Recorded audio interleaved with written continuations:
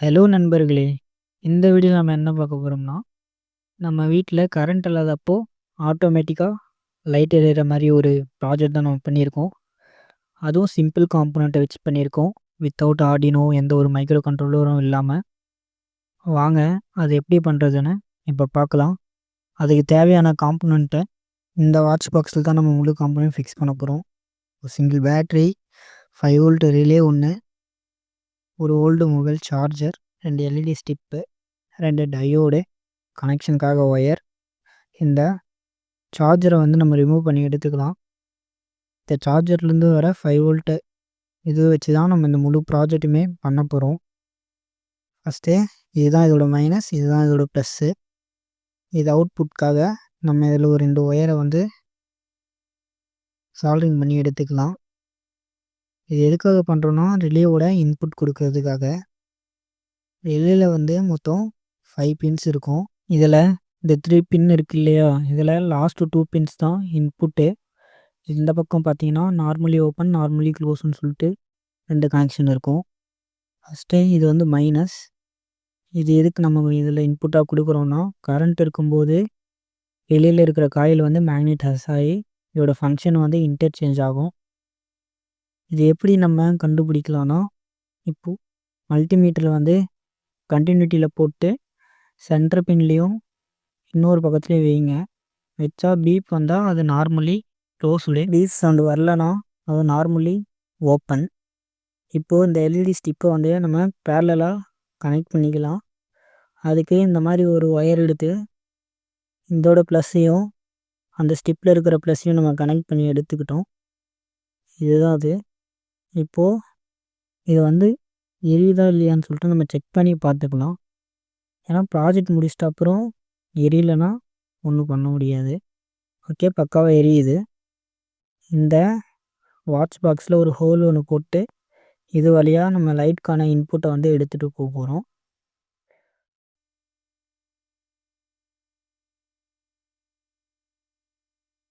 இப்போது இந்த லைட்டை வந்து நம்ம ரிலேயில் வந்து நம்ம கனெக்ட் பண்ண போகிறோம்.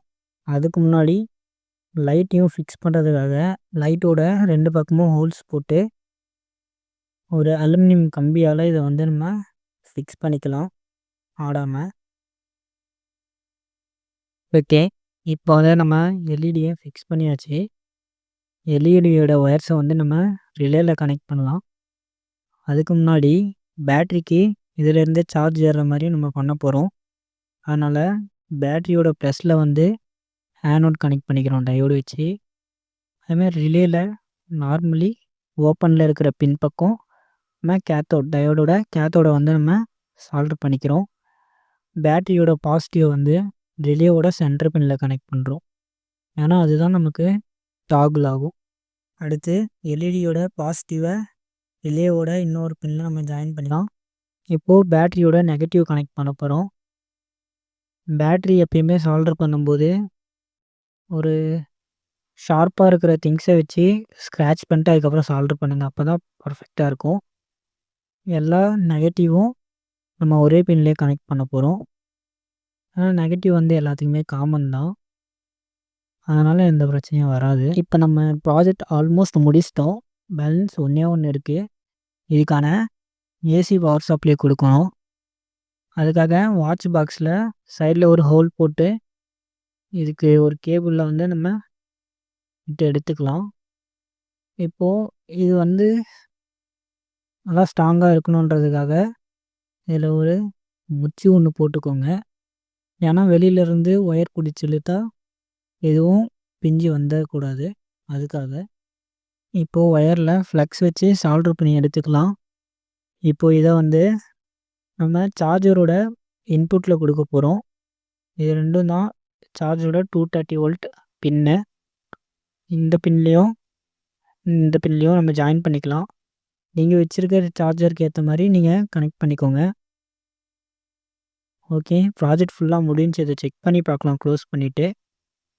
சிம்பிள் கான்செப்ட் தான். பவர் இருக்கும்போது ரிலே ஆனில் இருக்கும், அதனால் லைட் எரியாது. பவர் இல்லாத போது ரிலே வந்து ஆஃபில் இருக்கும், அதனால் ரிலே டாகுல் ஆகி லைட் பிளிங்க் ஆகும். பாருங்கள், பவர் கொடுத்த உடனே ஆஃப் ஆகிருச்சு. ஸ்விட்ச் ஆஃப் பண்ண உடனே ஆன் ஆகிடுச்சு. அவ்வளோதான். இந்த வீடியோ பிடிச்சிருந்தா லைக் பண்ணுங்கள். இதுதான் நம்ம சேனலோட ஃபஸ்ட் வீடியோ.